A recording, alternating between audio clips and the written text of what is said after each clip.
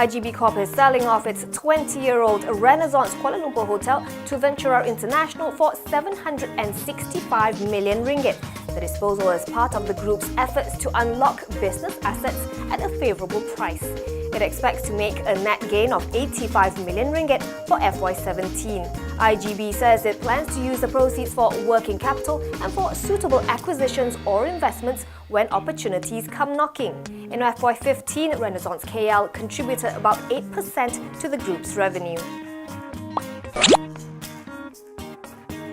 On our 1MDB watch, Swiss criminal authorities are reportedly investigating the former head of Abu Dhabi's IPIC. According to the Financial Times, investigators are training their sights on al-Qubaisi for his involvement in an alleged plot to embezzle money from 1MDB. He is being suspected for fraud, money laundering and corruption. Qubaisi abruptly left IPIC in April 2015. According to the Wall Street Journal, he is currently under investigation in the UAE, which has frozen his assets and banned him from travelling.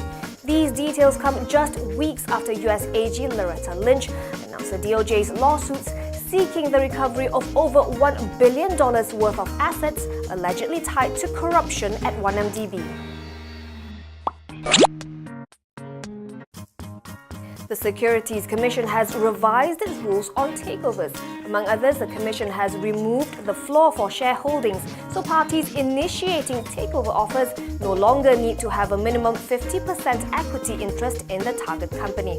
Also, sizable unlisted public companies, which were previously not subjected to the rules, are now bound by them. The regulator says these amendments were meant to ensure that the takeover framework will be facilitative to commercial realities while providing protection to shareholders where required. The rules come into force today.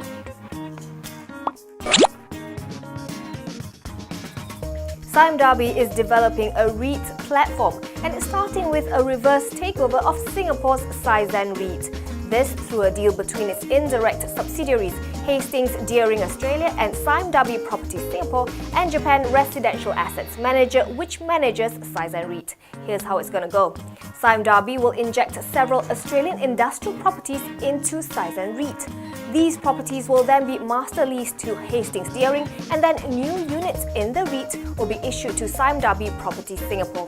The conglomerate says its new REIT platform will generate a resilient and recurring income stream, and it's expected to have greater flexibility in its future fundraising exercises to build a sizable international portfolio of assets, which Sime Darby will benefit from its direct stake in Sizeable REIT.